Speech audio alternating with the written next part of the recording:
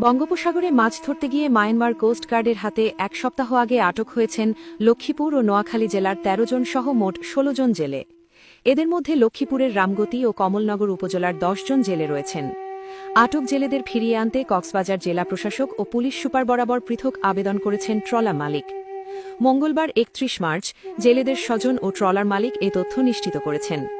এর আগে ২৩ মার্চ বঙ্গোপসাগরে মাছ ধরতে নেমেই ১৬ জন জেলে ও মাঝিমাল্লাহ সহ ট্রলারটি মায়ানমার কোস্টগার্ডের হাতে আটক হয়।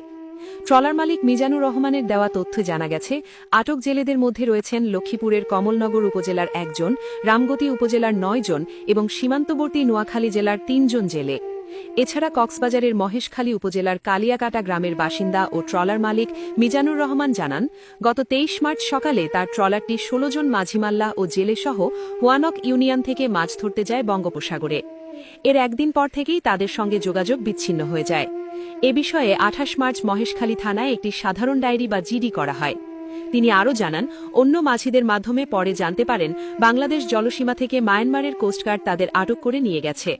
বর্তমানে তারা মায়ানমারের আকিয়াবখানায় আটক রয়েছেন। আটক জেলেদের পরিবারের সঙ্গে আলোচনা করে বিস্তারিত তথ্য সংগ্রহ করে জেলা প্রশাসক ও পুলিশ সুপারকে লিখিতভাবে জানানো হয়েছে। তাদের দ্রুত ফিরিয়ে আনতে প্রশাসনের হস্তক্ষেপ কামনা করেছেন তিনি। এদিকে নিখোঁজ জেলেদের পরিবারের সদস্যদের মধ্যে চরম উদ্বেগ বিরাজ করছে। রামগতির টুমচর গ্রামের জেলে লিটনের স্ত্রী রোজিনা আক্তার জানান, তার স্বামী গত শুক্রবার ফোনে তাকে জানিয়েছে তাদের ট্রলারটি মায়ানমার কোস্টগার্ড আটক করেছে। অন্যদিকে চর পোড়াগাছা গ্রামের জেলে মেজবা উদ্দিনের স্ত্রী তাসলিমা বলেন, তার স্বামী, ভাসুর, ননদের স্বামী ও ভাগিনে সহ পরিবারের ৫ জন সদস্যের সঙ্গে ৭ দিন ধরে যোগাযোগ নেই।